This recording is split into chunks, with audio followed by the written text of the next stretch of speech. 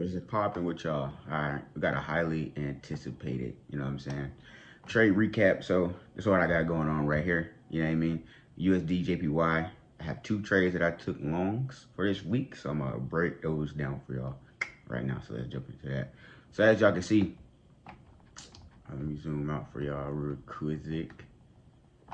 On my first trade, I've caught USDJPY has been like my main pair, so I've been watching this. You know what I'm saying? As you can see, this gray box is area of interest. So we came up, we broke out of it, came back and retested it. You know what I'm saying? I was gonna enter right here, but I was like, nah, I'm waiting for a couple more confirmations. You know what I'm saying? So a good thing I waited because I avoided this loss right here.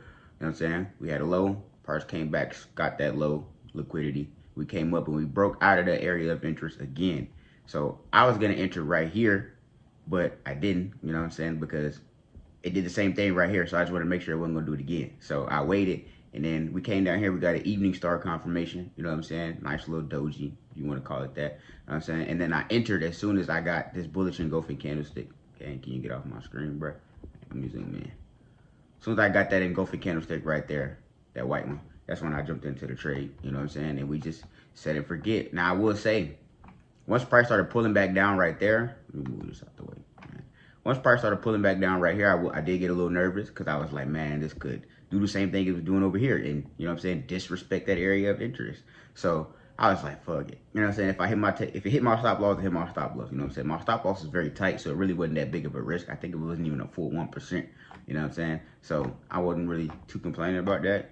But as you can see, worked out perfectly. Took my take profit. To my take profit. And that was it. I think that trade was 3 hours. You know what I'm saying? So, and that was a 1 to 3 risk to reward. That's a dub in my book any day of the week. You know what I'm saying? And then right here, on the lower time frame, that was a fair value gap. Fair value gap is basically this right here. You know what I'm saying? There is a gap in between. Let's see if I can fucking find it. Let me zoom in so y'all can really see. Prime example right here. Fair value gap. Let me get my rectangle box. It's 3 candlesticks, right? So you got the first candlestick from the top of that wick to the bottom of the third wick candlestick is a fair value gap. Because it's obviously a gap in between price, you know what I'm saying? The momentum was too fast for the sellers to catch up, so it created a gap in price. 9 times out of 10, you could expect price to go back to fill that gap, you know what I'm saying, if it's a respected fair value gap. So that's what I was waiting for right here and right here. On lower time frames was a fair value gaps, you know what I'm saying? So I was waiting for price to come back into there. That's what this yellow arrow is. Because when price got up to here, I was like, okay, I'm out. I don't want to take no more longs for now, at least. So I could have caught a sell, but you know what I'm saying? I was just going to wait to see what it was going to do from there. And then it already had made the move by the time I came back and looked at the charts. So again, there's no biggie. You know what I'm saying? So we created 2 fair value gaps up there. So I was expecting price to come all the way back down into this area of interest. Because, you know what I'm saying? Price always got a retest. It's not going to go up forever. It's not going to go down forever. You know what I'm saying? So once we hit that retest, I was going to enter right here. But market opened. And I guess this was a news day that I didn't know about. And I'm so glad I didn't enter that trade because, boy, we would have been stopped out. Because it would have looked just like this. I would have entered the same position the same way, back up to this fair value gap right there. And I would have been stopped out. So a good thing I waited on that. I waited literally till the next day when we came back up and filled that. So I was like, okay, if we hold this candlestick right here, then I enter. And we did exactly that on a lower time frame because right now I'm on a 1 hour time frame. I usually look for my entries on like the 15-minute to 30-minute, you know what I'm saying? So I can really see what's going on the lower time frames because the higher time frames, it's going to back it up, you know what I'm saying? So not really too worried. I wasn't really too worried when I was seeing a little bit of pullbacks because obviously on a higher time frame, it's still going to, you know what I'm saying, make that move. Because, you know what I'm saying, it takes more candlesticks to make up a higher time frame candlestick. Obviously, y'all should know that, though. But, you know what I'm saying? So, boom. Once we broke out of there, we held that. I entered right up to this fair value gap. We took it. I could have held this, obviously, for longer. But, you know what I'm saying, I didn't want to be greedy. So, I just took it at this fair value gap. You know what I'm saying? Because we did start to pull back a little bit. You know what I'm saying? On a lower time frame, that's a lot of pullback. 3 1-hour candlesticks. Yeah. You know what I'm saying? So I was like, all right, I'll just take my take profit. And then we had another mini fair value gap right there. And we got another fair value gap right there. Another fair value gap right there. But, you know what I'm saying, price started to use this fair value gap because that's what we're going up right now. And that's the trade I'm in right now, obviously. I entered this morning because I seen price was here last night. It was like right there.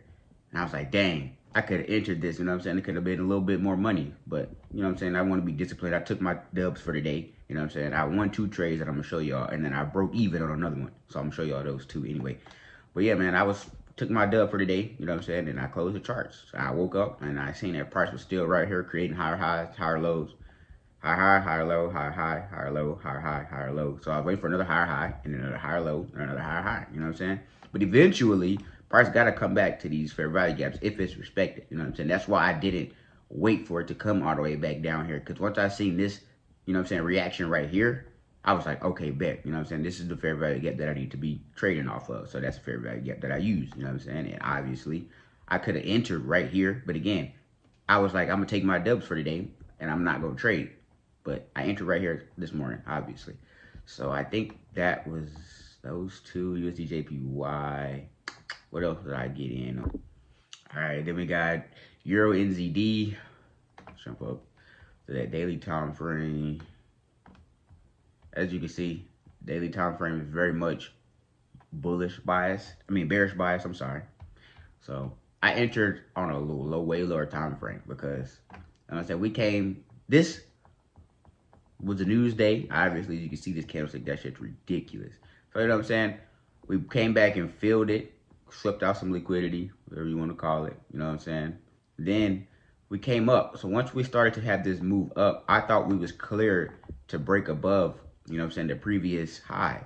So, I entered along right at the break of this structure point right there. Because, you know what I'm saying, that's technically the last low point. So, we got boom, boom, boom, boom. You know what I'm saying? This was technically the last low point. I don't really count wicks as like a structure point. I go from where the body of the candlestick is. You know what I'm saying?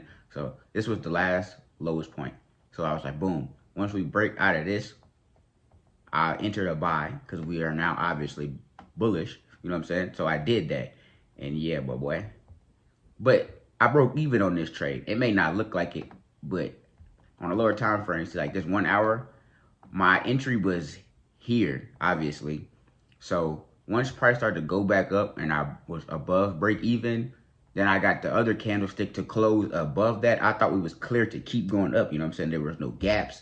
I mean, this is a fair value gap right there, but it straight disrespected that fair value gap, even if it was, you know what I'm saying? So I entered the long and I seen that other candlestick right here.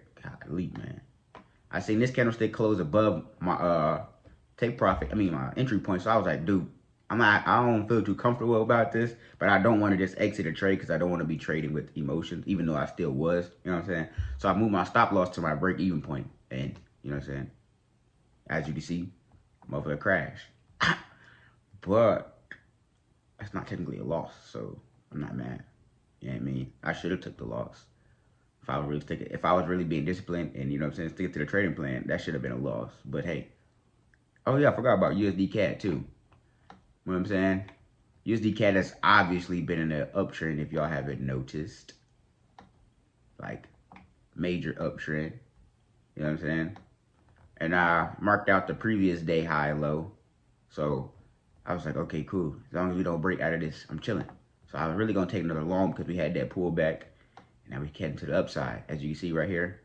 Zoom out for y'all. Yeah, as you can see right here, this gray box, another area of interest. So at this point right here, I was not looking at price. You know what I'm saying? So not really too worried about that. I took this because I seen right here, we about to break this high. So once we broke that high, I obviously entered. So, you know what I'm saying, we created a new high. I caught that. That was probably a dumb trade too. But hey, you know what I'm saying? A win is a win. What matters is you go back and look at why you took those trades. You know what I'm saying? If they make sense, they make sense. If not, at least you didn't lose. You know what I'm saying? But make sure you're taking the right trades, stick it to your plan. You know what I'm saying? I got lucky probably on this one. But hey, you know what I'm saying? It is what it is. Obviously, I'm on a funded account because y'all going to be able to see it say demo on the top left.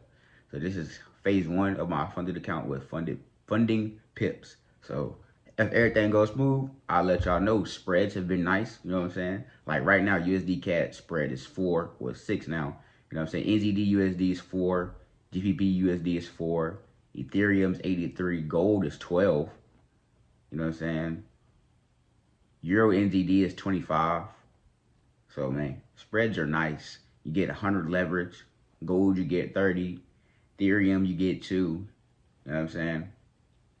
So it's pretty nice, man. I'm low-key liking it so far. And if I don't get a payout, I'll let y'all know. You know what I'm saying? What happens? Because as right now, as y'all can see, the account is down 700. You know what I'm saying?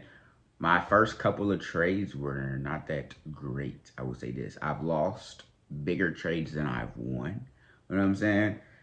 But my last 3 trades, I've been dubs. You know what I'm saying? Been dubs. But most of my trades that I've been entering and losing hasn't even been like they've hit my stop loss. You know what I'm saying? It's me jumping out the market because, you know what I'm saying, it's having too much of a pullback to what I was anticipating. You know what I'm saying? So I got out. But other than that, I really have not had a trade hit my stop loss once. Besides if I move my stop loss up just to break even. Other than that, you know what I'm saying? It's just me being dumb. So once I figure that mode out, then we chilling. As of right now, I'm on a win streak. So I can't really complain. You know what I'm saying? Can't really get too emotional because I can lose it just as fast. You know what I mean? So, yeah, I think that's all of my trade recaps that y'all are asking about, at least on my Snapchat. But yeah, man, USD JPY is what I'm in right now, man. Look at that chart. That looks beautiful. You know what I'm saying? Higher high, higher low. We consolidated right here. We broke above, retest. You know what I'm saying? We had to move. Retest, had to move. So I'm still in this right now. I may TP because I kind of want to be aggressive with the way that this funded account is going. But, I mean, I could probably get this back up to 94 with this one trade.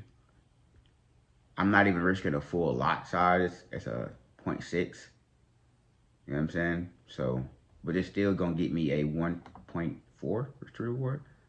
1.58, and I'm going to lose 1.26, as y'all can see. So, still not too worried. You know what I'm saying?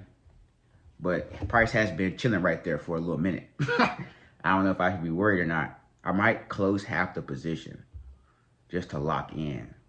Yeah, that's probably what I do now. I'll probably close like 3 lots or 0.3 lots. Or I could just be a real nigga and hold it and get all maximized profits. I'm okay finna move my stop loss to break even too. I've been doing that, bro. I've been so aggressive with locking in these profits because like I've been slacking on this funded account. As you can see, I'm down. But like my first couple trades was like the first 2 trades that I took was me just getting familiar with the trade locker platform because you know what I'm saying. It is just like Trading View, but like having the positions down here. You know what I'm saying. I never took trades on Trading View. I was using MetaTrader, so I entered it on my phone. So I never really had to place trades. All I did was use the charts. So now that I actually got to use this stuff, you know what I'm saying. I had to learn it a little bit. So now that I got that under control, I've been doing pretty good, you know what I'm saying? Mainly, I just been holding trades for too long, you know what I'm saying? That type of stuff, being dumb, not setting right stop loss. So, once I do that, everything been going smooth, you know what I'm saying? I'm still debating on closing half this position, though. I don't know yet. I'll let y'all know in about, like, 5 minutes, so I ain't gonna close it right now. You know what I'm saying? I'm gonna stick to my plan, stay disciplined, like I did yesterday. So, that's what I got for y'all right now, man. Trade updates, trade recaps.